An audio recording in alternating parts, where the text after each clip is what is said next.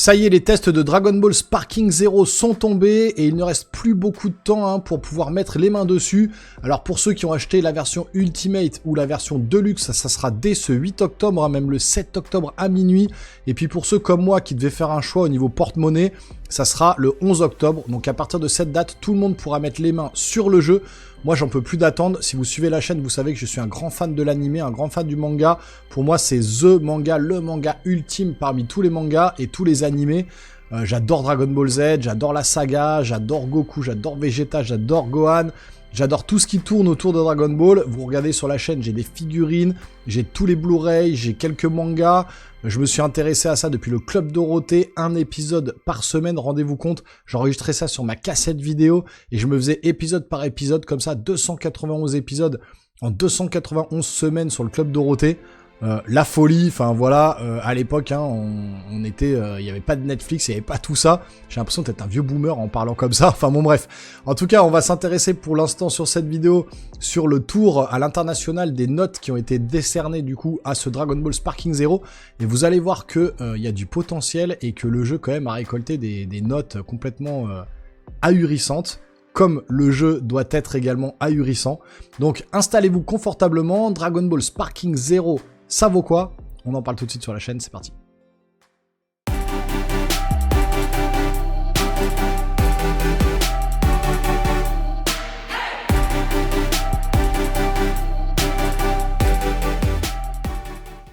Alors, on commence comme d'habitude avec le site Metacritic qui a recensé 35 critiques, donc 83 de notes générales, principalement sur PlayStation 5.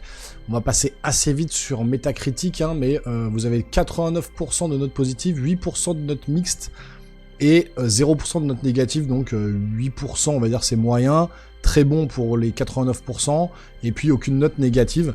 Alors, on est sur 100 sur Comic Book, 100 sur Eurogamer Portugal, 95 sur Jeux Actu, The Gamer 90, True Gaming, Carole Quinten 90, Gamelog 90, on descend à 86, 85, 85, 85, les notes sont très bonnes, 80, IGN Allemagne 80, etc. etc. Donc 80 pour jeuxvideo.com qui était un petit peu bas dans leur notation, on va voir ça tout de suite en détail. Donc pour une note, comme je vous dis, de Metacritic de 84, donc c'est plutôt une très bonne note pour un jeu de baston DBZ, encore une fois, le jeu de baston ultime pour moi. Alors on va commencer par jeuxvideo.com, qu'est-ce qu'ils disent? Alors Dragon Ball Sparking Zero est-il le jeu vidéo DBZ ultime? Aucun doute pour les fans. Donc on va voir si ça contentera que les fans ou même les novices en la matière. Alors, on va pas s'attarder encore une fois sur l'intégralité du test, je vous inviterai à aller voir le test du journaliste si vous le souhaitez. Nous, on va aller directement voir les plus, les moins, la conclusion et les notations, la notation du jeu, la note du jeu, sur plusieurs sites encore une fois. Alors, conclusion, les points forts, le plus grand casting d'un jeu Dragon Ball au lancement, un gameplay plus riche qu'il n'y paraît comme Budokai Tenkaichi 3, des options d'accessibilité pour que tout le monde s'amuse, la mise en scène des coups, spectaculaire et digne de l'anime, des combats visuellement impressionnants et pleins d'effets, un mode épisode avec quelques bonnes idées et surtout du challenge, un outil très complet pour créer ses propres combats et les partager. Et les points faibles, un manque de lisibilité globale et des problèmes de caméra, mise en scène des cinématiques plates qui gâchent le mode épisode, un mode entraînement qui aurait pu gagner à être plus clair en pratique, une seule arène en mode multijoueur local au lancement, et une interface et des menus au style rudimentaire. Note de la rédaction 16 sur 20, plus de 17 ans après Budokai Tenkaichi 3, Sparking Zero reprend les forces de son aîné pour aller encore plus loin. Avec la générosité de son casting, la qualité de ses effets et la mise en scène impressionnante de ses coups, le jeu excelle dans son fanservice. Mais surtout, le titre se démarque par son gameplay aussi technique que ses prédécesseurs, qui offre à la fois une vraie marge de progression et un fun instantané grâce à ses options d'accessibilité. Dommage que les combats soient un peu gâchés par des soucis de lisibilité et de caméra. Dans le même temps, on peut reprocher au jeu son service minimum pour ses interfaces, ses cinématiques et son mode entraînement qui jure avec le soin apporté au reste de l'expérience. Malgré tout, Sparking Zero a tout pour ravir les fans Dragon Ball, même ceux qui veulent jouer en local, qui vont devoir se contenter d'une seule arène pour le moment, car il est vraiment le Budokai Tenkaichi 4 que tout le monde attendait. Alors note de 16 sur 20, après ça dépendra aussi de l'affect que le journaliste, que le testeur ou que le joueur tout simplement va avoir avec la saga Dragon Ball. Moi typiquement j'adore cette saga, je serais plus tendance à monter la note, et d'autres qui seront peut-être plus jeunes ou moins attentifs ou moins proche de cette saga Dragon Ball, et forcément la note va s'en ressentir. C'est ce qu'on va voir surtout avec Jeux Actu, donc Maxime Chao qui est un fan ultime de Dragon Ball, et donc test Dragon Ball Sparking Zero, c'est bien la dinguerie tant promise. La note 19 sur 20, donc la note complètement ouf, hein. C'est très rare que Maxime Chao et Jeux Actu mettent des 19 sur 20 quand même. Enfin, ils en mettent de temps en temps, mais pour arriver à 19 déjà, faut vraiment qu'ils aillent, que le jeu en vaille la peine. Alors, depuis notre premier hands-on en juin dernier, on savait déjà que Dragon Ball Sparking Zero allait tout pulvériser sur son passage. Mais on était loin de se douter que Spike Chunsoft allait peaufiner son système de combat à ce point. En effet, le studio japonais ne s'est pas contenté de nous proposer la meilleure adaptation en jeu vidéo d'un animé, mais il a aussi approfondi le gameplay, bien plus technique qu'il n'y paraît quand on voit l'explosivité des combats à l'écran. Il y a des dizaines et des dizaines de manipulations à apprendre par cœur pour atteindre à notre tour l'ultra instinct, et ainsi savoir lire à travers ce que le profane prendra pour un capharnaüm visuel incompréhensible, alors qu'il n'en est rien. Jouissif à prendre en main, disposant d'une belle courbe de progression également, le gameplay de Sparking Zero n'a jamais aussi bien retranscrit ce qu'on attend d'un jeu Dragon Ball. C'est exceptionnel, visuellement c'est aussi bien maîtrisé, et cela fait déjà plusieurs mois que le public peut constater à quel point l'équipe de Jun Furutani maîtrise son sujet. Chaque combat, chaque attaque, chaque gerbe d'énergie balancée fait vibrer l'écran, mais aussi le cœur de n'importe quel fan de Dragon Ball. C'est tellement gaulé, tellement bien mis en scène, qu'on en sort systématiquement galvanisé. Mais en plus d'avoir respecté l'œuvre d'Akira Toriyama comme jamais, Spike Chunsoft offre aussi aux joueurs un jeu d'une grande générosité, blindé de modes de jeu, de choses à débloquer, d'histoires à raconter, même si le what if est in fine moins intéressant que prévu, de bonus à consulter, bref, vous avez capté, nous aussi on a été grave respectés, inutile de tergiverser davantage, Sparking Zero est de loin le plus grand jeu Dragon Ball jamais créé. Waouh. Les plus, c'est le plus grand jeu Dragon Ball jamais réalisé à ce jour, 182 personnages au lancement, gameplay d'une explosivité incroyable, tout en étant très technique aussi, une mise en scène de barjo, les attaques sont absolument folles, les musiques officielles, le grand frisson, plein de modes de jeu, c'est archi complet, d'une générosité folle, des tonnes de choses à débloquer, les refs, les easter eggs. Dans les moins, seulement 12 décors au lancement, l'écran de sélection des persos pas super optimal, les phases what if ne sont pas si nombreuses que ça, les cyborgs qui ne peuvent pas recharger leur ki, logique mais c'est déséquilibré, et on aurait adoré les voix françaises. C'est vrai que les voix françaises, franchement, moi je mets souvent le jeu en japonais, enfin je mets tout le temps les jeux comme ça en japonais parce que je trouve que les japonais s'impliquent beaucoup plus que les anglais. Je déteste les voix anglaises de Dragon Ball, mais alors les voix françaises pour le petit kiff, pour la petite Madeleine de Proust de quand on était môme, ça aurait été vraiment génial quoi. Alors ensuite, GamerGen, notre normalement, je pense que c'est Marty Japan hein, qui a fait le test, on va voir ça, Martial Duchemin tout à fait, lui qui est fan de Dragon Ball, qu'est-ce qu'il en pense? Alors, en conclusion, Dragon Ball Sparking Zero est une belle œuvre vidéoludique qui ravit les fans de longue date et amuse la nouvelle génération. C'est une production conçue pour tout type de joueurs avec un contenu riche et varié qui promet de nous divertir pendant de longues heures. Les modes sont délirants, les what if bien pensés, les animations ont de quoi émoustiller. Oui, Budokai Tenkaichi est bel et bien de retour, et ça fait plaisir de retrouver une telle expérience dans nos rayons. Bien évidemment, nous ne pouvons que vous conseiller cette petite merveille, et nous espérons que les développeurs peaufineront, corrigeront quelques défauts dans les mois à venir. En attendant, les poils se hérissent, la magie opère. Si vous aimez l'œuvre d'Akira Toriyama, vous allez être conquis. Les plus, la partie visuelle est folle, les environnements sont vastes et destructibles, les musiques collent parfaitement à l'univers, la prise en main est pensée à la fois pour les débutants et les experts, épisode de combat amusant et surprenant, la création de son propre affrontement jouissive, le contenu, le jeu est généreux, le doublage japonais, un régal pour les oreilles. Les moins, pas de doublage français, il serait temps d'y penser, l'une des pires traductions françaises que nous ayons vues dans un jeu Dragon Ball, seulement 12 arènes, sniff, la modélisation de certains personnages laisse à désirer, quelques bugs ici et là, le vieux JPEG en arrière-plan dans certaines arènes, un seul niveau dans le mode versus hors ligne. Ah, il a quand même noté quelques points négatifs. Notation 17 sur 20 en graphisme, 17 en bande son, 17 en jouabilité, 17 en durée de vie, 17 en scénario.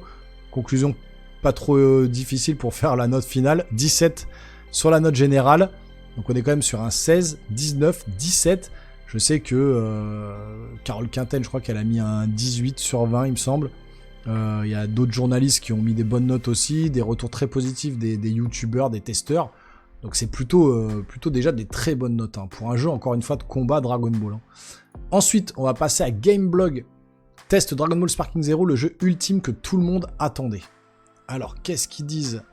À la fin, il y a des images déjà tellement colorées, tellement impressionnantes qu'on a trop envie de se lancer dans l'aventure, mais j'ai tellement hâte. Vendredi, bien évidemment, je vous ferai une découverte du jeu, même s'il y aura déjà plein de vidéos qui vont pulluler sur le net. Mais vous aurez mon avis à moi si ça vous intéresse. Alors, conclusion, attendu comme le lait sur le feu, Dragon Ball Sparking Zero nous fait l'effet d'un Kamehameha tout droit sorti de nos mains. Fruit de notre exaltation, des nombreuses nuits blanches pour débloquer tout le roster et de notre plaisir cumulé à jouer et encore jouer. Le titre n'est pas parfait, souffre de quelques soucis d'optimisation qui découlent peut-être de certains choix de la part de l'équipe de développement, mais reste génial. Depuis Dragon Ball Fighter Z, on manquait d'un titre qui puisse renouveler la licence avec autant de fraîcheur, et c'est un retour fracassant pour la saga Budokai Tenkaichi. Note 9 sur 10, donc 18 sur 20. Alors pour ceux qui se posent la question, en France, les jeux Sparking, donc qui étaient nommés comme ça au Japon, étaient nommés en France ou en Europe Budokai Tenkaichi. Budokai Tenkaichi 1, Tenkaichi 2, Tenkaichi 3, et là on serait au Budokai Tenkaichi 4, mais ils ont décidé d'uniformiser tout ça et d'appeler le jeu Sparking comme à l'époque au Japon, donc Sparking Zero, la licence ultime. Point fort, des graphismes de haute volée, les cinématiques Mamma Mia, le roster au total est celui de base, le mode épisode de combat et ses choix, les combats personnalisés, la prise en main géniale et le plaisir procuré, le gap de progression certain du joueur en jouant. Point faible, une caméra parfois folle, une difficulté inégale, mode histoire par exemple trop souvent, des textures un peu datées pour les décors, toutes les versions des persos ne se valent pas. Il y a un petit trait en fin là, mais on voit pas s'il a voulu mettre quelque chose ou non. En tout cas, une très bonne note de 18, et on va conclure ensuite avec IGN, pour les fans, par les fans, pour les fans. Donc c'est vraiment un jeu fait par les fans, pour les fans. Ça, je l'ai revu plusieurs fois. Regardez-moi cette image là. Boah, le coup de poing là, on le sent, on a l'impression de le sentir tellement c'est puissant. Ah, j'ai tellement hâte les amis, c'est vraiment... voilà, ça a l'air d'être complètement fou. Hein. Le verdict. Nous pouvons adresser quelques reproches à Sparking Zero concernant l'ergonomie de ses menus. Ah, ça revient souvent, hein. Vraiment, les menus sont un peu pourraves. Hein. Et l'animation des cinématiques. Ah ouais. Donc les cinématiques sont pas géniales en termes d'animation. Peut-être qu'après, dans les combats, je veux dire, quand on a les phases d'attaque et tout, les attaques ultimes, c'est bien fait, mais les cinématiques sont peut-être un peu rigides, qui ne sont pas à la hauteur de nos attentes. Le premier pourra être rapidement corrigé par des correctifs, mais surtout, force est d'admettre que ni l'un ni l'autre de ces points faibles ne vient entacher notre plaisir de combattre une fois le jeu lancé. En cela, le titre ne souffre d'aucun véritable défaut. Bien au contraire, il offre un plaisir infini aux fans de Dragon Ball Z, Z, Super et GT, entre son infinité de modes donnant tout ce qu'un joueur peut rêver et son roster déjà gargantuesque.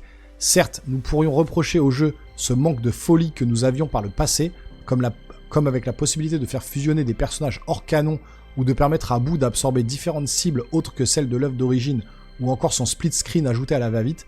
Cependant, ces problèmes sont contrebalancés par des histoires alternatives bien plus nombreuses que prévu. Enfin, si Sparking présente une courbe de difficulté en montagne russe, un entraînement intensif en amont de chaque combat pourra compenser cette épreuve.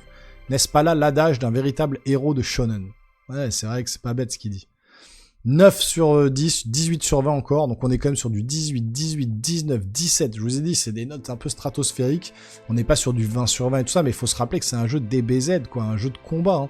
Des notes comme ça sur des jeux de combat, c'est quand même rare. Hein. Alors, excellent, un retour quasi parfait dont les défauts seront plus ou moins effacés selon à quel point vous êtes fan. Surtout, Sparking nécessitera un véritable apprentissage avant de pouvoir en profiter pleinement. Voilà les amis pour ce tour un petit peu de la presse. Franchement, vous voyez, on est sur des notes excessivement hautes quand même, hein. 18, 18, 19. Il y a quand même des très bonnes notes qui tournent sur le net à l'international aussi. Alors après, il y a des notes un peu plus basses. 16, 17, Martial Duchemin, un peu mitigé sur certains points. Je l'aurais vu plus tôt. Alors lui, il est ultra fan de DBZ. Donc je pense qu'il a kiffé, mais il a justement noté ses petits défauts, notamment les menus qui sont peut-être un petit peu fouillis, les cinématiques où c'est pas très bien animé. Mais dans l'ensemble, le plaisir de jeu a l'air d'être là. C'est hyper vif, hyper nerveux, hyper intensif. On a l'impression d'avoir le personnage dans les mains. Moi, j'ai vu des images déjà tournées, j'en peux plus, je suis comme un dingue, j'ai envie de mettre les mains sur ce jeu. Vivement le 11, pour l'instant, ça va être Silent Hill 2 Remake, hein, que je vais essayer très rapidement sur la chaîne. Donc n'hésitez pas à vous abonner, à activer la petite cloche et lâcher un gros pouce en l'air hein, pour pas manquer les prochaines vidéos qui vont tomber sur le gaming. Sur le cinéma notamment aussi, je vais essayer d'aller voir Terrifier 3 au cinéma, interdit aux moins de 18 ans. c'est la folie. Et puis derrière, il y aura aussi des figurines qui vont arriver, voilà. Et puis si vous voulez sur la chaîne, il y a déjà plein de présentations de figurines Dragon Ball. Il y a aussi plein d'autres vidéos sur le cinéma, le gaming, donc n'hésitez pas. Et puis vous me direz en commentaire surtout ce que vous pensez de ce jeu Dragon Ball Sparking Zero. Est-ce qu'il est commandé, est-ce qu'il est déjà réservé, est-ce que vous l'avez déjà reçu, en sachant que c'est le jeu le plus précommandé sur toute plateforme confondue, hein. PC, PS5, Xbox Series X, c'est le jeu qui a été le plus précommandé de l'histoire des jeux Dragon Ball. Voilà, c'est un truc de folie. Donc vraisemblablement, il va être un peu dans toutes les chaumières. Et puis pour les périodes de Noël, justement, ça approche, ça va faire plaisir à tout le monde sous le sapin. Enfin voilà, un bon jeu de DBZ à se mettre sous la dent, j'ai vraiment hyper hâte. Dites-moi vous dans les commentaires encore une fois, hein, pour qu'on discute tous ensemble de tout ça. Et puis nous les geeks, on se revoit très rapidement sur une prochaine vidéo. Portez-vous bien surtout. Ciao ciao.